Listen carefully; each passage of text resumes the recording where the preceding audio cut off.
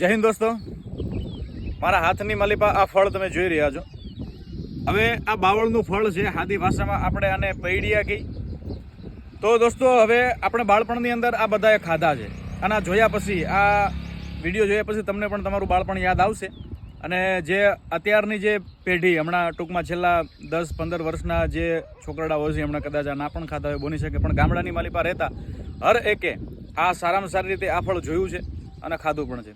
દોસ્તો, આયુર્વેદની માલિપા બાવળના આ પૈડિયાનું ઘણું બધું મહત્ત્વ દર્શાવવામાં આવ્યું છે. પ્લસ બીજી વસ્તુ કે પ્રાણીઓ જે મેં બકરાઓ છે, ખાસ કરી, અને ગાય છે, ભેંસ છે, તેઓ આ સારામાં સારી રીતે ખાતા હોય છે અને માણસો પણ આની મજા સારામાં સારી રીતે માણતા હોય છે. હવે આને ખાવાથી મેં તમને કીધું તેમ અનેક રોગો નષ્ટ થતા હોય છે.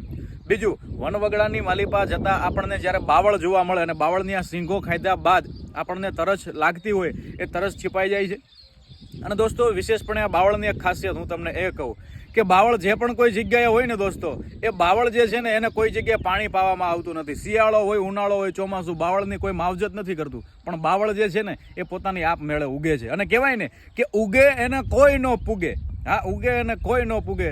દોસ્તો, બાવળ જે છે, બરાબર છે, એની જે વાડ થાય એવી બીજાની વાડ ન થાય. એટલે આ બાવળનો પૈડિયો છે એ ઘણો તાકાતવાળો છે, એનાથી તરસ छिपाય છે. અને જે પ્રાણીઓ જે છે એને ઘણા બધા પૌષ્ટિક ગુણો આમાંથી મળે છે અને આપણે પણ આને ખાઈ શકીએ છીએ. જોકે બાળપણમાં મેં ખૂબ ખાધા છે અને અત્યારે મને એમ થયું કે તમને હું આ વસ્તુ દેખાડું.